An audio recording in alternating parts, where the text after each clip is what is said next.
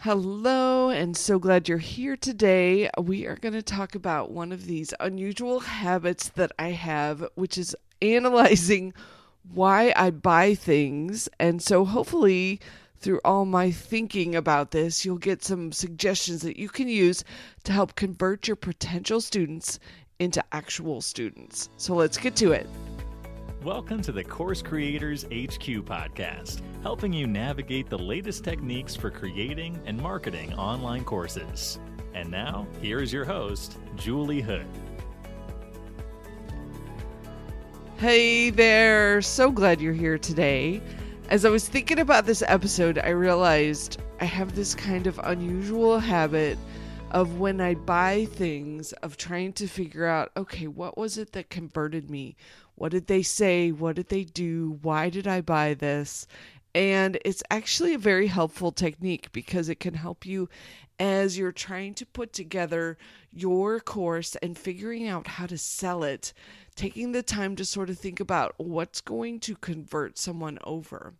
And part of the reason this occurred to me is I was talking with someone who had come from a product background. So they were selling physical things to their customers. And I gotta say, it's a completely different mindset and a different sales process when you're trying to sell a course and sell your expertise. You have to sort of get over that hurdle of, do they believe that you are the best one to help them with the problem? Where when you're going to go buy a gadget or a thingy or something from eBay or Etsy, you don't have to get past that belief with the person. They just have to see the photos and believe in what it is, the product that you're selling. But they don't necessarily have to get to know you or believe in you. But as a course creator, your potential students, they have to get that opportunity to be like, is this person going to be helpful? Do they really know what they're talking about? Do I trust them? Are they going to give me back my value for my money and hopefully more than what I've paid? So I've pulled together 9 different things that can help you build that belief with your students. Now, first thing I want to tell you is, do not try to tackle all 9 of these this week. There's a lot here. There's probably a year's worth or more of things that you can do. So pick a couple of these that really stand out and are really resonating with you right now. That would be a really perfect way to help get in front of your students and show them how much helpful advice that you can give and how much you know about your topic and how you've helped other people through the process. Okay, the first one I want to talk about is probably going to make you groan because everyone doesn't believe me when I say this, but weekly educational emails are one of the best ways to connect with your audience and help build belief that you know what you're talking about. Now, they don't always have to necessarily be written by you, but it needs to show that you collect the best information, that you have the best resources. So you can have some partners who are helping you write these educational emails. But I try my darndest to make sure that I send out something every week that is helpful for the folks that are on my email list.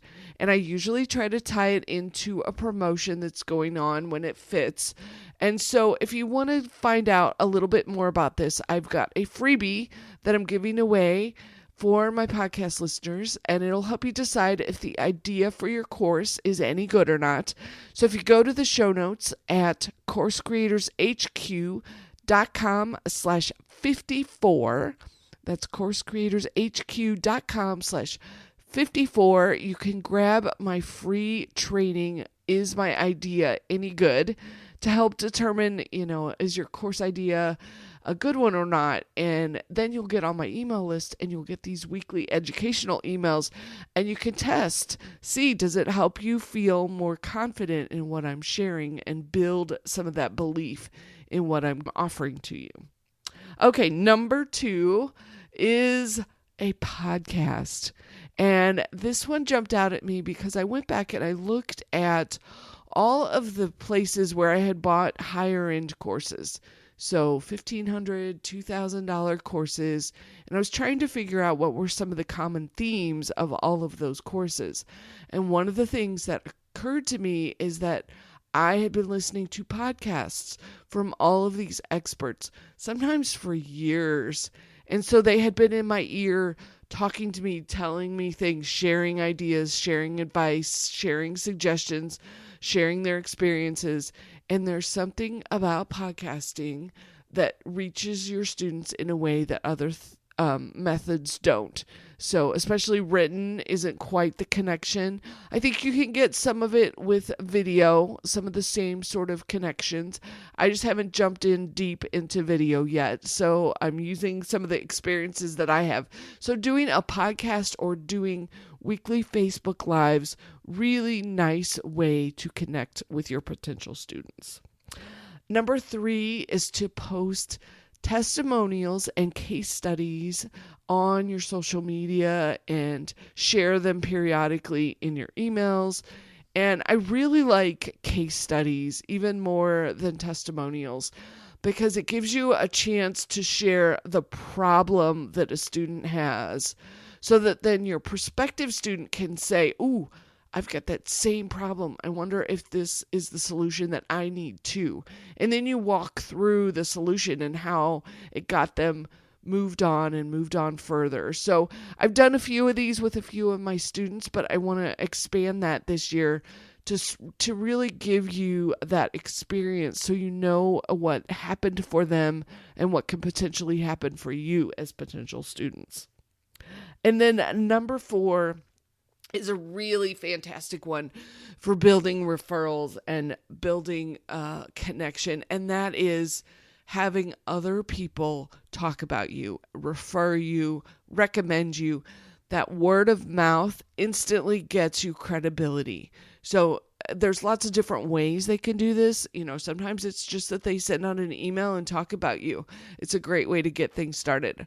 Another one of my favorites is doing Clubhouse rooms together whenever someone is moderating for you and they can talk about you, and it adds another level when someone else is recommending you.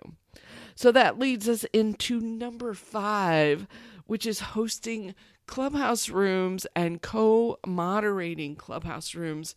If you hadn't had a chance yet to jump into Clubhouse, I'd love for you to try it. I'll put the link in the show notes so that you can jump right in. They've eliminated the wait list right now, so anyone who wants to get into Clubhouse can get in.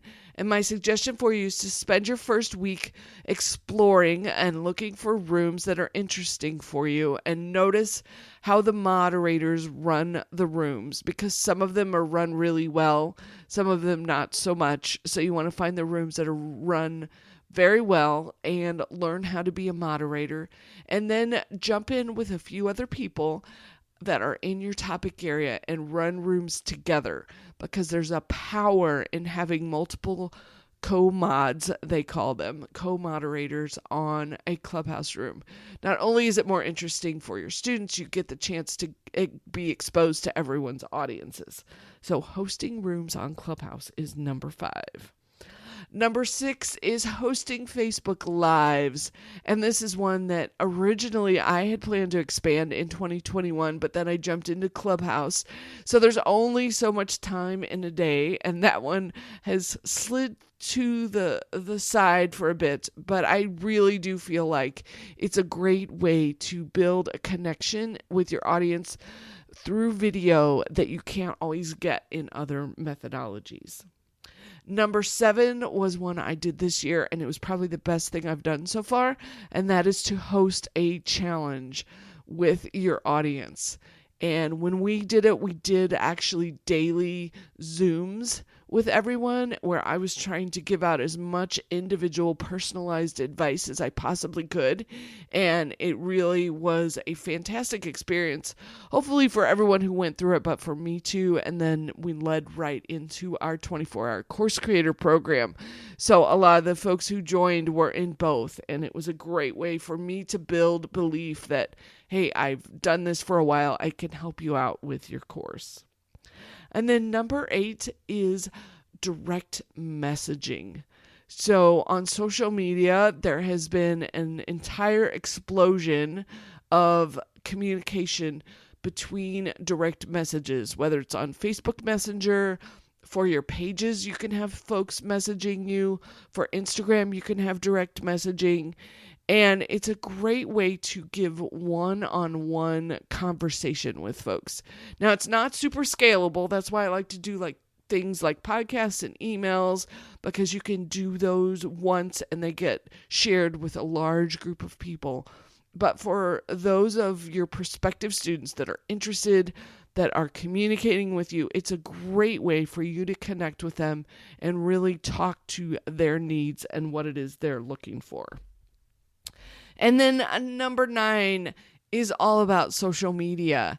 And so I have shifted in my experience with social media through the years.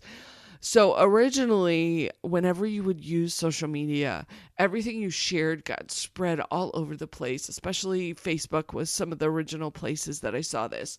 And the content that you were sharing would get in front of lots and lots of people. And as I'm sure you've noticed through the years, that has shrunken down to where now your regular content doesn't really hit that many people anymore. You have to, they've switched to more of a pay to play kind of model, to where if you want to get in front of people, you have to pay for it. So what I have done is switched my intention. Because originally I was trying to use social media as a way to get in front of new people, but now I've shifted and it's more of a relationship builder.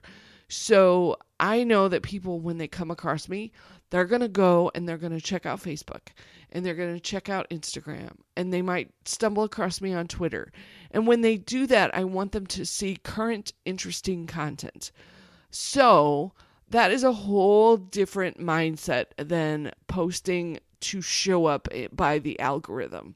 When you are just trying to share good information for the people who find you, it's a lot less stressful and a lot less headaches of trying to figure out, what do I need to post this week and how am I going to get to the top of the listings and how do I make sure I show up? All of that just turns into way too much stress and headaches for me. So I've switched my intention. It's great if that happens, but my goal is to just have interesting things that when I post them, people are like, I wonder if this is someone worth looking into more. I wonder if she could help me. That's sort of my goal of my social media postings. So I'm curious, let me know if you are doing something similar or how it is you have decided to move forward on social media. Like, what are you doing to get in front of your audience and what kinds of things are you sharing to help connect with them? So I hope you get an idea or two from this episode to really help you build that connection with your potential students and help them believe that you are the one who can take them to the next level. It's really interesting when you start taking the time to analyze, wow, why am I buying? Or what is it that converted me over? So, for example, today I got an email that had 3 or 4 really interesting courses in it. Some of them were at reasonable prices, and I was debating about getting a hold of them. And then I realized I didn't know any of these experts yet. And that was the thing that made me pause, and I haven't purchased them. I may go back. I may follow up. We will see. But since I didn't know them yet, I didn't jump on it right away. So think about how some of the things help you convert, what makes you believe, and use that in order to sell more of your courses.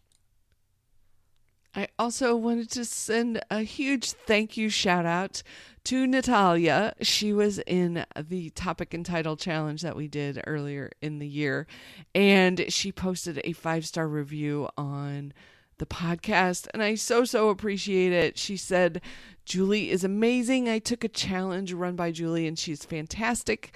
Not only is she ultra friendly, positive, and professional, she also is so incredibly helpful and brilliant at a problem solving with all the group members, as well as supportive and encouraging. Her podcasts are so informative, and she's always warm, genuine, and welcoming.